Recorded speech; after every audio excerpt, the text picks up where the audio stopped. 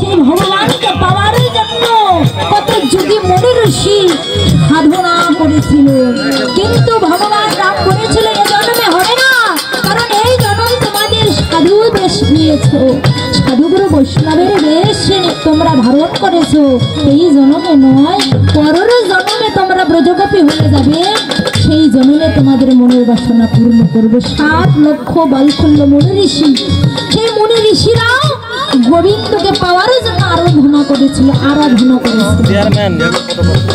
করেছিল না? কিন্তু আমরা প্রতিনিয়ত বাড়িতে কয়বার গোবিন্দের আরাধনা করি?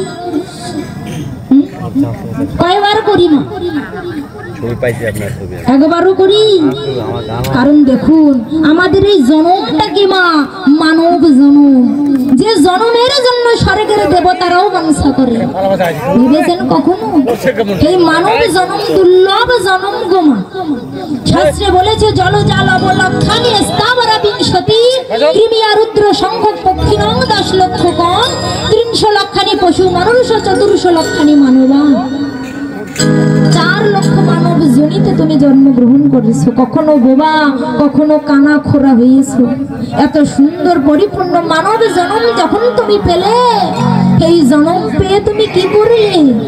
হেলায় হেলায় হারিয়ে ফেলতেছো, হেলায় হেলায় চলে যাচ্ছে তোমার এই মানব জন্ম। এই জন্ম হারিয়ে গেলে আর পাবে না, পাবে মা? দেখুন ওই মা কালী চলে গেছে, বিসর্জন দিয়েছি না? বিসর্জন যেতে যেতে যখন ভাসানো যাই, আমরা ভাসাতে যাই না, কি বলি? আসছে বছর আবার হবে, বলি না?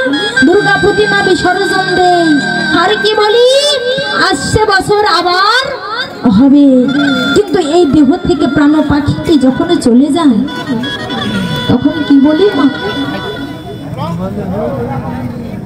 গেলে জন্ম আর হবে না, হবে না, আরো হবে কিনা জানতে পারি না, জানতেও চাই না। তাই আজ যেহেতু এই মানব জন্ম পেলাম, এই দুর্লভ জন্ম পেলাম, এই জন্ম পেয়ে হেলায় হেলায় হারালে হবে না। আজকে এত অহংকার সবকিছু বিসর্জন দিয়ে একবার হলেও বলি আয় আয় ভক্ত সঙ্গ করি, আয় হরি বল হরি বল হরি বল হরি বল।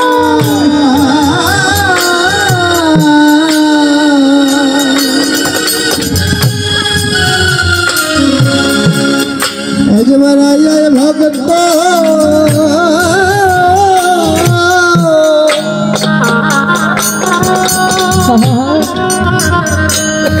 ভগত সঙ্গ